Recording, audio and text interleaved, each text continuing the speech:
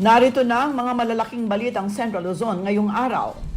Biyahe ng bus pa Metro Manila mula Pampanga at vice versa, suspendido muna. Ilang pasahero na stranded.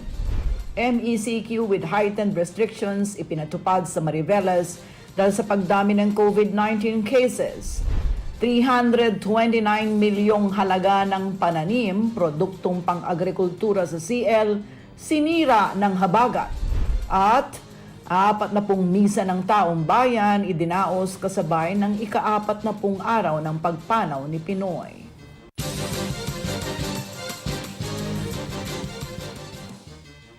Maya Pabengi, Pampanga, magandang gabi Central Luzon. Ako si Sonia P. Soto at ito ang mga nangunguna at tinutukang balita ng CLTV News. Suspendido muna pansamantalang biyahe ng mga provincial bus sa Pampanga na patungo at galing ng Metro Manila. Ito ang kinumpirma ng pamunuan ng Land Transportation, Franchising and Regulatory Board Central Luzon sa CLTV News. Bagamat wala pa raw silang opisyal na tugon sa kahilingan ni Pampanga Governor Dennis Pineda na magpatupad ng tigil operasyon, mismong ang mga bus company na umano ang nagkusa na huwag na munang pumasada. Si Paulo G. Santos ang may report.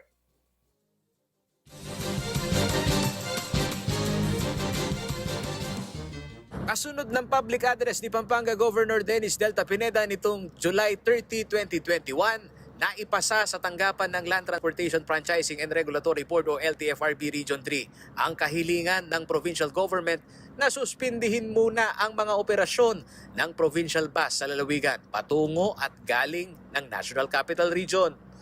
Ayon kay Atty. Teresa Magtoto, Transportation Development Chief ng LTFRB Region 3, ang pangunahing apektado nito ay ang 5 ruta ng interregional bus. Affected po talaga dito, interprovincial, I mean interregional buses kasi manggagaling sila sa NCR papunta sa Pampanga. And even if, kumbaga bawal talagang pumasok lahat ng buses na galing sa NCR. So I think may mga more than 5 routes po na affected.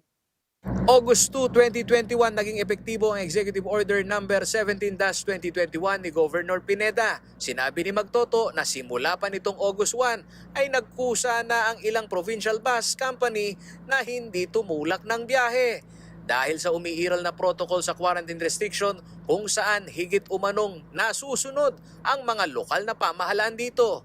Since ito po ay request po ng provincial government, na sila rin naman po ang nasusunod kung kailan po i-open ang route at the same time isususpend nga ang operation. We anticipate naman po yung approval po nitong request.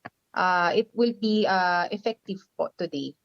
Minimal lamang umano ang bilang ng mga apor o authorized person outside of residence sa Pampanga na bumabiyahe araw-araw pa Maynila. Ito ang sagot ng LTFRB sa pag-usisa ng CLTV News kung anong nangyari sa noise sistema na 2 days booking at ID system na isinagawa ng lokal na pamahalaan sa mga nagbabiyahe mula NCR. Yung mga sinasabi niyo pong arawan, I think very minimal po yung mga nag-uuwian. Pero kung meron man po, we suggest po talaga na since wala po tayong mga buses dahil pinapastop nga po or pinapasuspend, we suggest na yung mga company po nila sana po makapag-provide po ng company service para po dun sa mga apor or kung meron po silang sarili pong sasakyan po nila. Tutol naman dito ang Lawyers for Commuter Safety and Protection o LCSP. Sa post ng kanilang convener na si Atty. Ariel Inton sa kanilang official Facebook page, kasama na umano sa pamumuhay ng maraming Pilipino ang COVID-19 at ang indefinite na quarantine period na laging tinatamaan ng transport group ay maikonsideraw sanang ihanay sa essential industry. Habang sa pananaw ng mga kababayan nating apektado sa tigil pasada, enforcement lamang umano ng mahigpit na health and safety protocol ang kailangan at hindi ang pagpapahinto sa kanilang hanap buhay ang dapat ipantapat sa pandemya. Biyahe natin hindi dapat patigilin ng ganitong agad-agad. Sana man lang nagkaroon sila ng palugit na mga ilang araw o kaya isinabay na sa lockdown ng Manila sa August 6. May part po mahirap kasi una, medyo sirang oras dahil imbes na nasa trabaho na ngayon, wala pa. So, yun lang. Pero kung ito ang makakasolusyon sa nababadyang problema, okay lang po. Ganyan po talaga. Paolo G. Santos, CLTV News.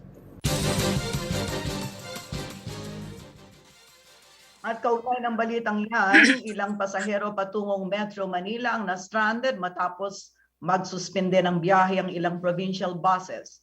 Alamin natin ang kanilang sitwasyon live mula kay Paulo G. Santos. Paulo, kumusta ka na dyan?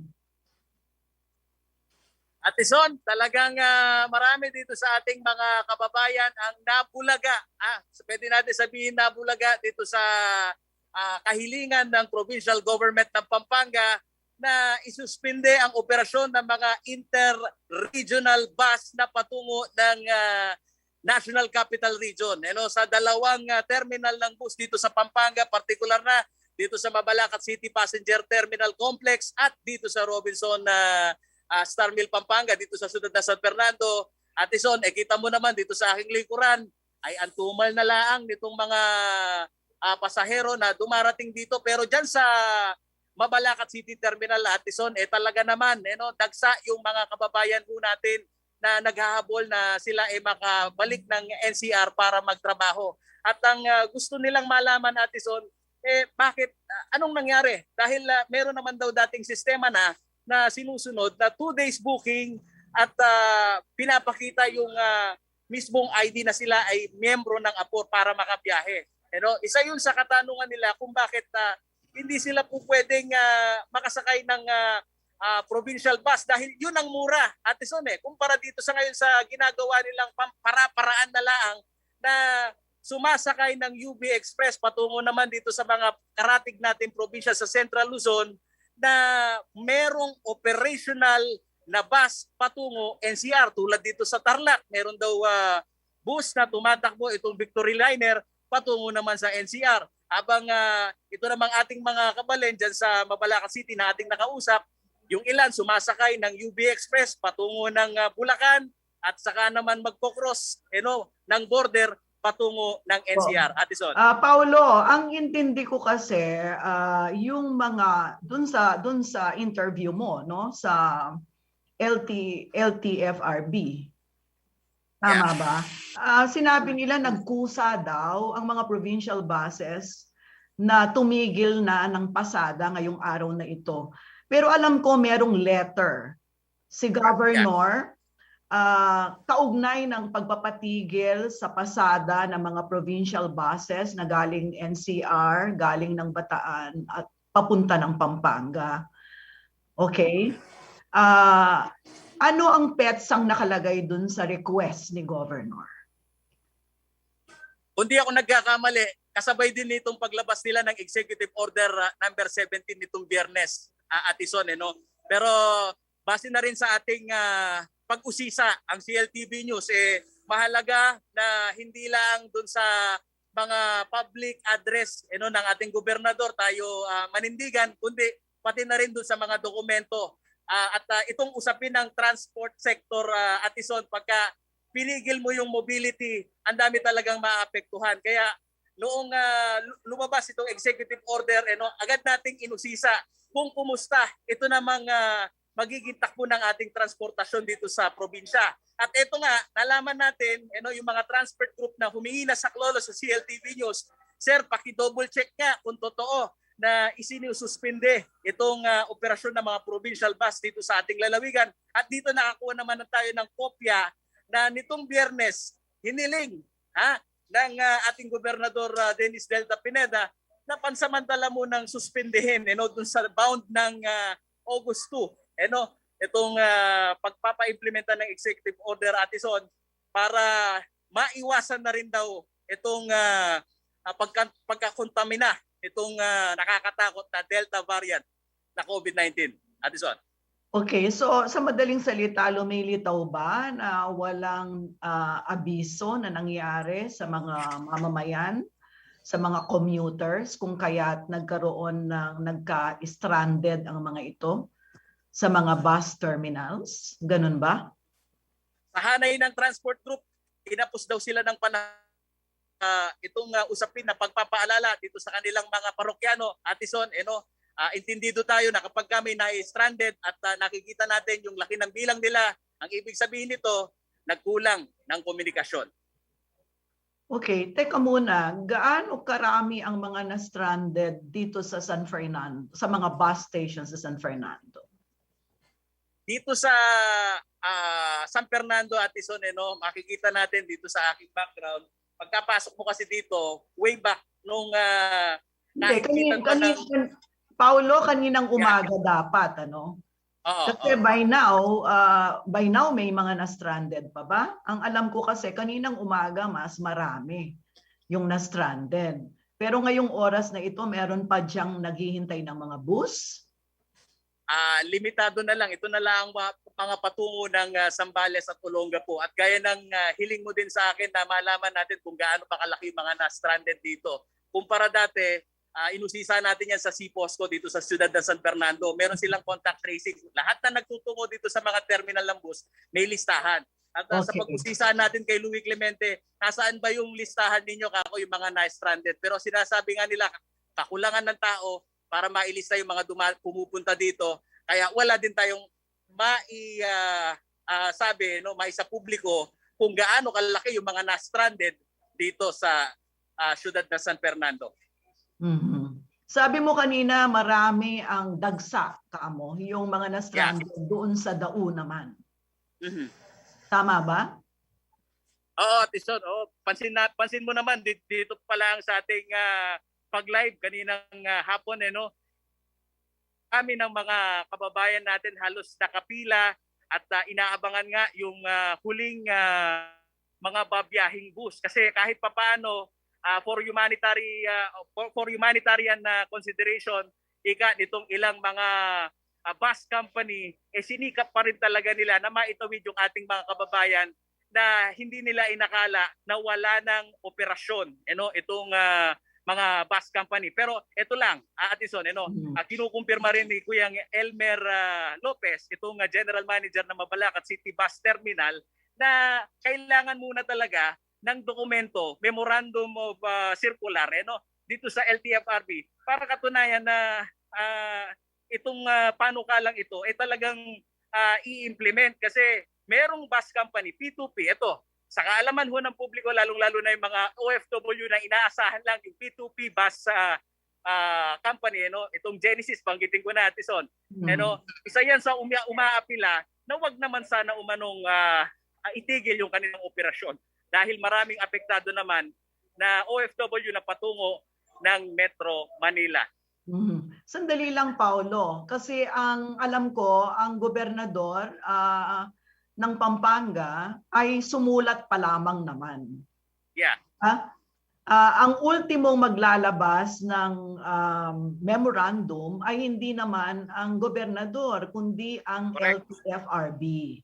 At ang LTFRB ang may obligasyon na isa publiko sa pamamagitan ng iba't ibang paraan yung effectivity noong araw o petsa at oras ng pagtigil pasada o suspension ng mga pasada ng mga provincial buses at kung ano-anong klaseng mga bus, pangalan ng bus, anong mga oras ang maaring bumiyahe at hindi maaring bumiyahe. Tama ba ako?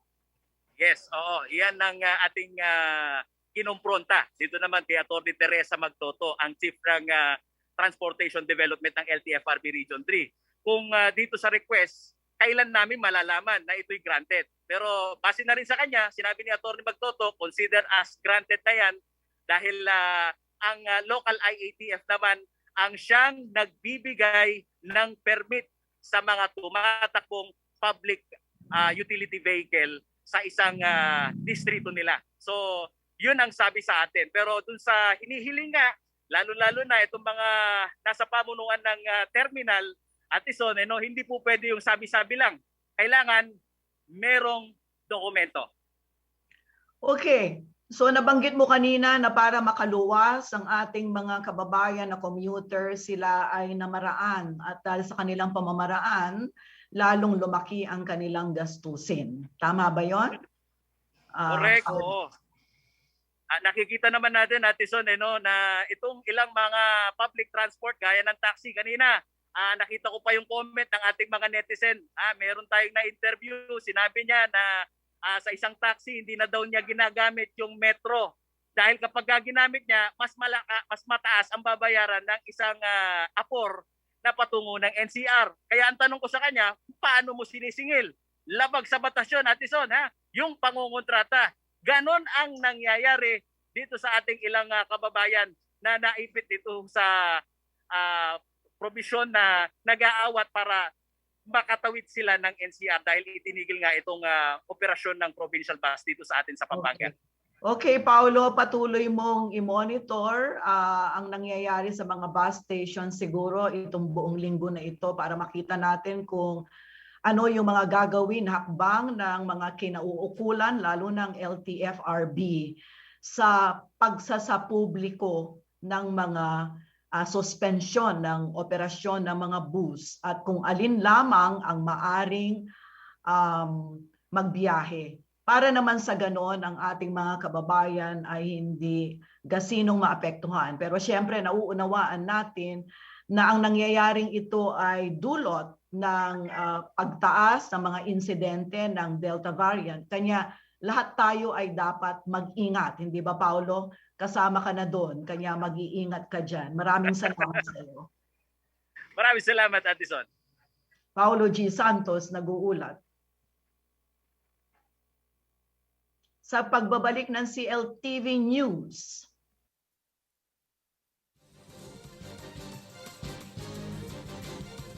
Sa Maribeles dahil sa pagdami ng COVID-19 cases at 369 milyong halaga ng pananim.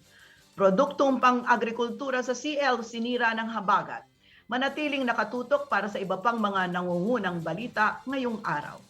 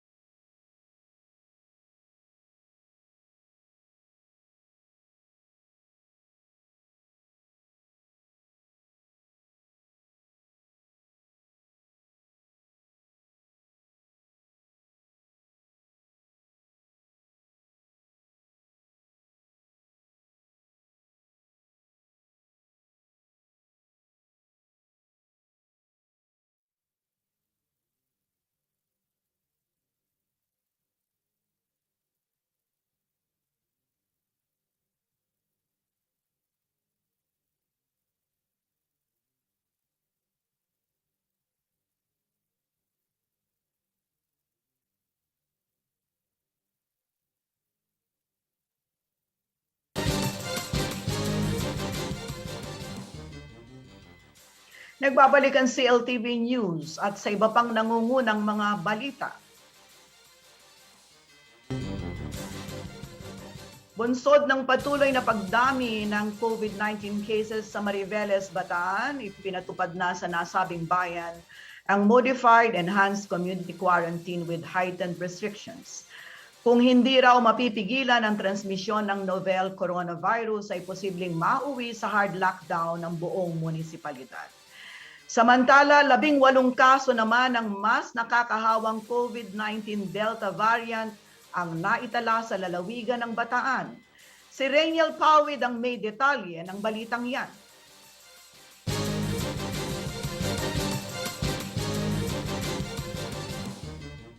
Sa mga litratong ito buhat sa Philippine National Police o PNP, makikita ang mga health at safety protocol violators sa bayan ng Mariveles, Bataan.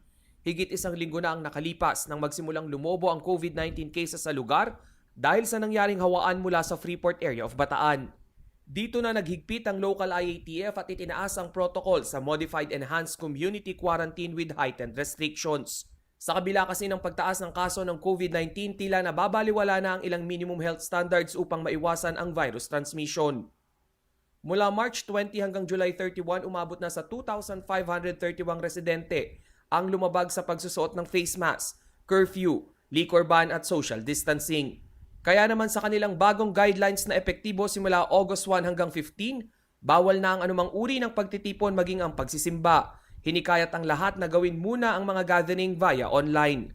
Bawal na rin ang indoor at alfresco dining subalit pinapayagan ang takeout at delivery system. Kung magiging upward trend pa rin umano ang COVID-19 tali ng Mariveles sa mga susunod na araw, ay mapipilitan na ang local IATF na isailalim sa total lockdown ang buong bayan.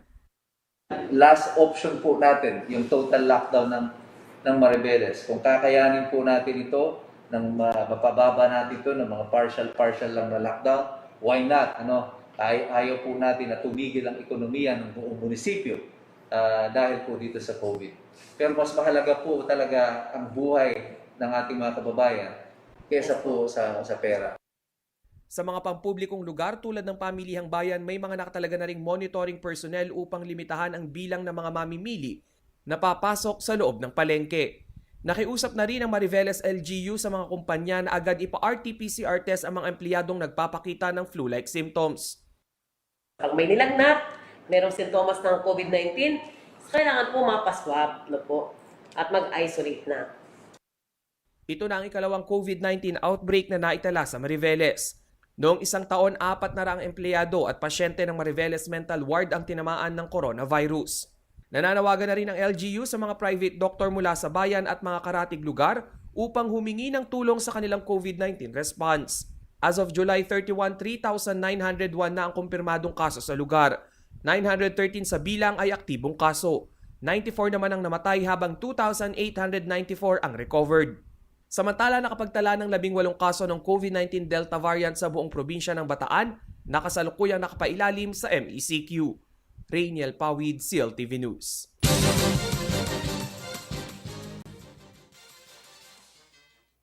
Mahigit isang linggo nang nakararanas ng malakas na pag-ulan at pagbayo ng hangin ng iba't ibang bahagi ng Central Luzon dahil sa habagat.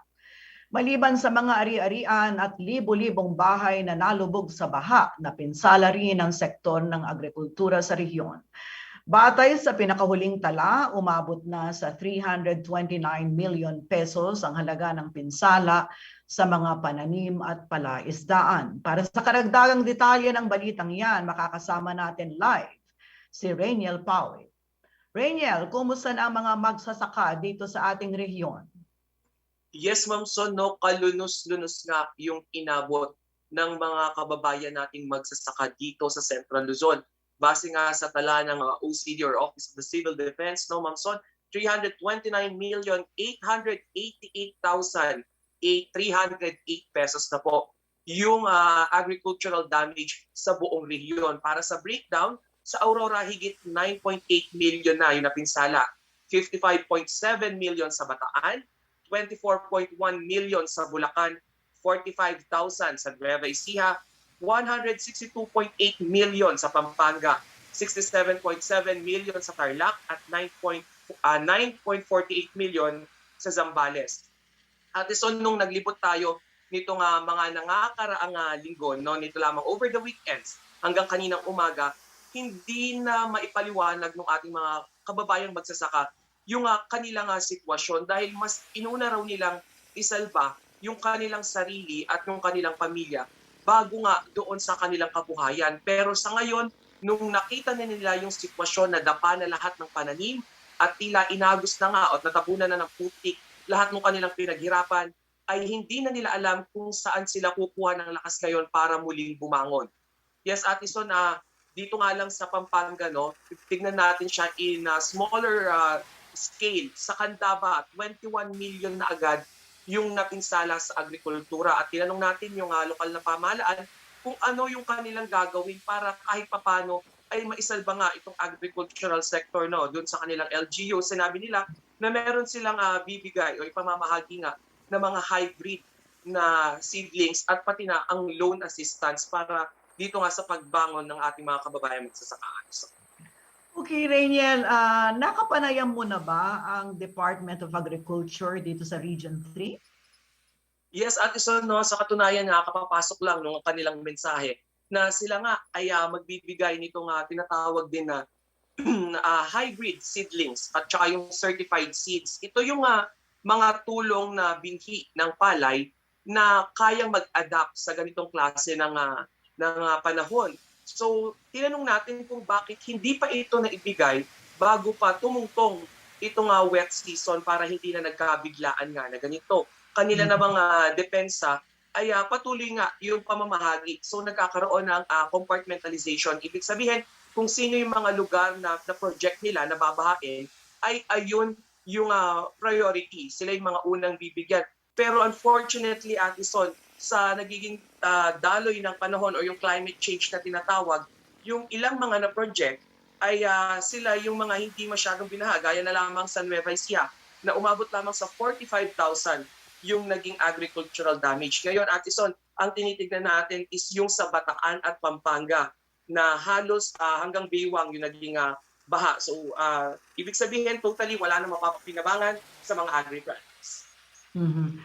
Rainiel, ito namang nangyayaring itong pinsala ng habagat at saka iyong tag-ulan.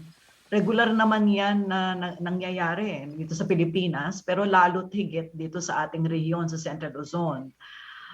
Pero siyempre, ang sitwasyon ngayon ay naiiba at kakaiba kumpara sa mga nakaraang mga taon, pagkat parang meron tayong triple whammy ngayon eh. Meron tayong krisis pang-ekonomiya, merong COVID-19, ipatong mo pa ang paglala dahil sa Delta variant pagkatapos itong habagat.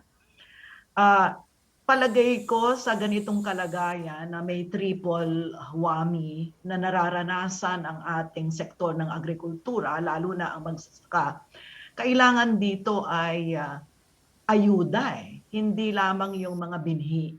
Meron bang nabanggit ang mga nakapanayam mo sa iba't ibang ahensya ng pamahalaan kung sila ay makapagbibigay ng financial assistance o financial na aid o ayuda sa mga magsasakang tinamaan ang pananim? Rainiel. Kanina, Ate Son, tinawagan natin si Agriculture Secretary William Dar at kanyang sinabi na rest assured meron ngang financial subsidy para sa ating mga kababayang magsasaka. Pero nung tinanong natin, nasa proseso pa lang daw sila ng paglalatag ng gagawin o ilalabas na pondo.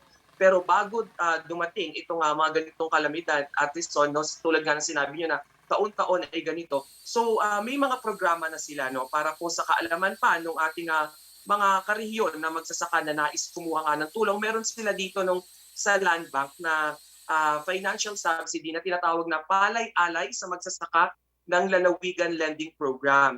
Dito po papasok yung mga LGU naman na makikipagtulungan sa grupo o sa kooperatiba ng mga magsasaka para pahiramin sila ng tulong. Ngayon, magkano ang tanong? Dito po ay susuriin muna ng Land Bank for sure yung kanilang kakayanan na magbayad, pero sa murang halaga lamang po yung interest. At nakipagtulungan na rin po yung Department of Agriculture sa mga provincial government naman para bilhin o magkaroon ng ceiling doon sa pagbili nga ng palay. Ito po yung presyo na pagbili ng ng government natin para doon sa mga apektado nga magsasaka. Para po sa wet palay, 16 pesos per kilo. At sa mga dry palay, mga naisalba pa po, bibilhin po yan sa mas mataas na presyo na 19 pesos per kilo. So, tinanong naman po natin ulit yung ating mga kababayang magsasaka kung natutuloy ba o nasusunod ba itong price ceiling na ito. Sa kasamaang palad, at ison doon sa iba nating nakapanayam, minsan umaabot lang sa 12 pesos. So nananawagan po tayo ngayon sa Department of Agriculture, pati na sa NFA na siyang kumukuha o bumibili ng mga palay, na sana po ay masunod itong certification na inilabas ng Department of Agriculture para naman po hindi malugi itong mga kababayan nating magsasaka. So Rainiel, yan yung sinasabi mong panawagan na yan. Yan yung panawagan ng mga magsasaka. Yes, Ate Son. Ito ang kanilang pangunahing panawagan sa Okay. Rainiel, ang alam ko, ang mga local government units ay mayroon ding mga pondo. Hindi ba? At yan namang mga karamihan naman ng mga LGU, meron yung tinatawag na aproprasyon para sa pagsasaka, para sa sektor ng agrikultura, lalo na yung mga LGU dito sa Central Luzon. Meron ka na bang na-monitor ng mga local government units tulad ng mga provincial governments, local governments na merong pondo para sa mga ganitong mga pagkakataon? Kung meron na silang binigyan ng ayuda sa mga magbubukid o magsasakang tinamaan at patuloy na tinatamaan ng habagat. Yes, Ate Son, sa listahan natin dito, nakakuha tayo kanina nung mga LGU na nag-commit na magbibigay nga ng kahit hanggang 5,000 ayuda. Pero hindi pa to tinitiyak. 5,000 piso. 5,000 pisong ayuda. Hindi pa to tinitiyak dahil nga po sa nangyaring realignment dito nga sa COVID-19 na pandemic response nila. Pero ito po yung listahan. Ito yung sa bayan, sa lalawigan ng Bataan, ang Hermosa, bayan ng Hermosa, Balanga City, at maging ang Dinalupihan. At para sa kalaman po ng lahat yan, ding tatlong bayan na yan ay nakapasa ilalim sa state of calamity dahil nga sa bagyo. Dito naman sa Pampanga, nag-commit na rin ang bayan ng Candaba, maging ang San Luis, at ang bayan ng San Simon. Ayan palang yung nakukuha nating mga LGU, Ate Son, na nag-commit sa ngayon. Maraming salamat, Rainiel, sa iyong ginawang pananaliksik. Ipagpatuloy mo sa buong linggo na ito ang iyong ginagawa, pagmamonitor. Pagkat ito mga panahon na kailangan talaga ng mga kababayan natin, lalo na yung mga magbubukid at magsasaka, ng tulong mula sa iba't ibang ahensya ng pamahalaan.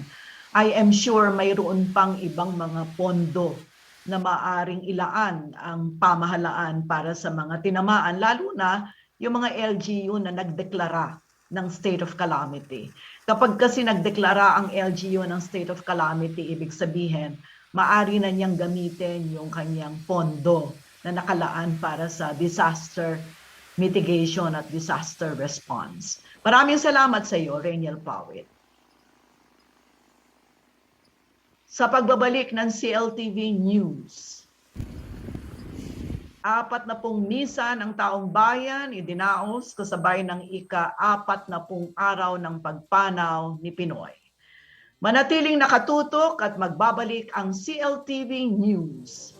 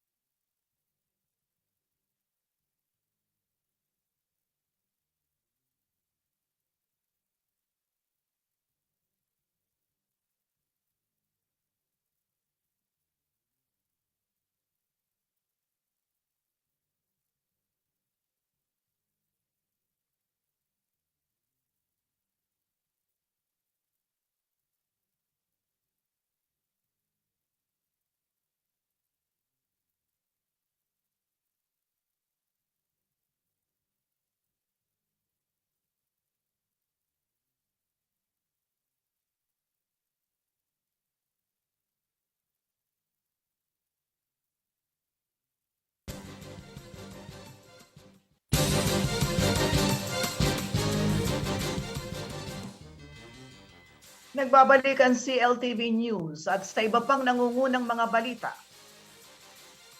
Mahigit 40 misa ang idinaos sa iba't ibang bahagi ng bansa kasabay ng paggunita sa ika-40 araw o 40 days matapos ang pagpanaw ni dating Pangulong Benigno Simeon Aquino III. Nakibahagi rin ang ilang taga-suporta at kaalyado ni Pinoy dito sa gitnang Luzon sa tinaguriang misa ng taong bayan. Muling inalala ng mga Aquino supporters ang naging ambag niya sa sektor ng edukasyon, kalusugan at ekonomiya. Ang balitang yan tinutukan ni Rainiel Pawit.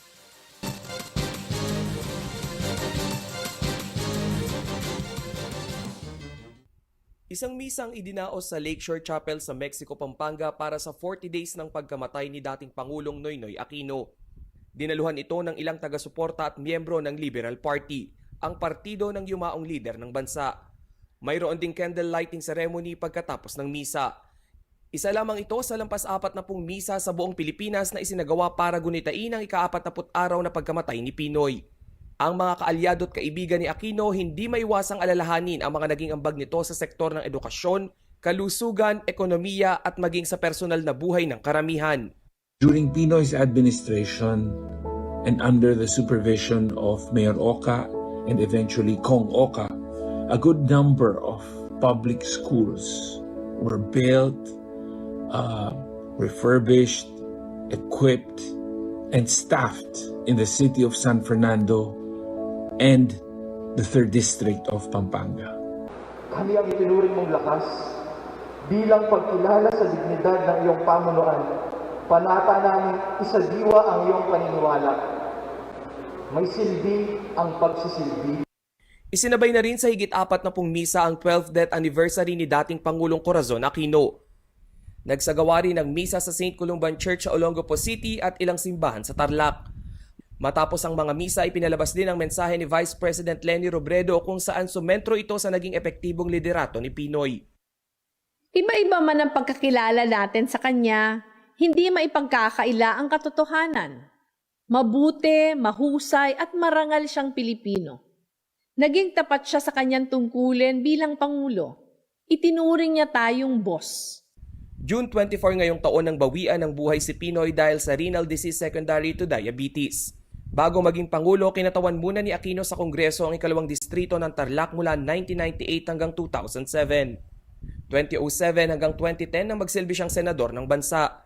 September 2009, isang buwan matapos ang pagkamatay ng kanyang ina na si former President Cory Aquino, ay inanunsyo ni Pinoy ang kanyang kandidatura para sa 2010 elections. Nakilala ang Aquino administration sa taglay nitong daang matuwid at ang pinakaunang polisiya na no wangwang order.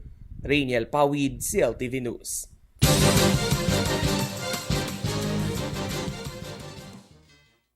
Narito naman ang ibang mga kaganapan sa ilang bahagi ng Central Luzon, hatid ni JM De Jesus sa CL News Express.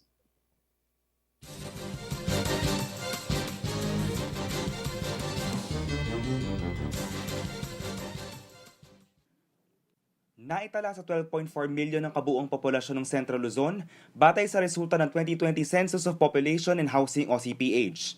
11.39% naman ang sakop nito sa buong populasyon ng Pilipinas na may higit kumulang 109 milyon. Ayon sa National Economic and Development Authority, Central Luzon, migration na nakitang pangunahing dahilan ng paglaki ng populasyon sa rehiyon.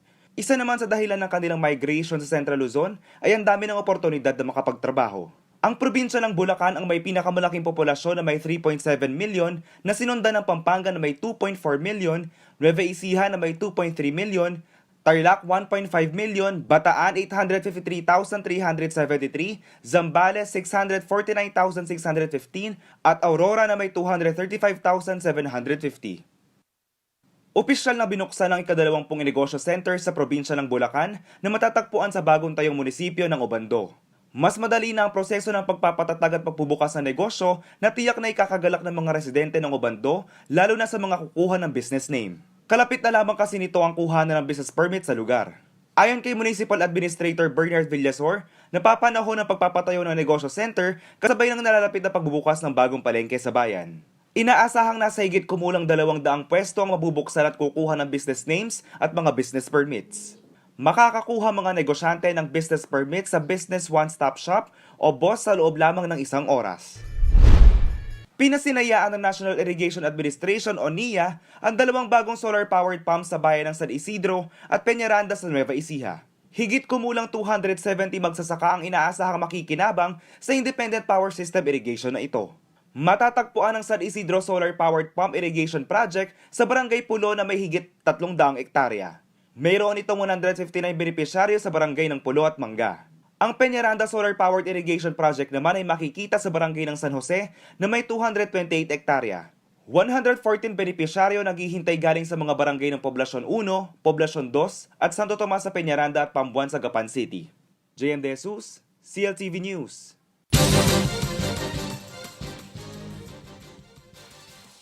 At yan ang mga balitang nakalap ng CLTV News. Para sa karagdagang detalye, maaari niyong i-follow ang aming social media pages. Para sa Facebook, at CLTV36 Official, at CLTV36 News. Para naman sa Twitter, at CLTV36. Meron din tayong Instagram, at CLTV36 Official. Kung nais niyong balikan ang mga programa ng CLTV, pwede niyong bisitahin ang aming YouTube channel at CLTV36 Official at ang aming website sa www.cltv36.tv. Kasama ng buong puwersa ng CLTV News and Current Affairs, ako si Sonia P. Soto. Maraming salamat po.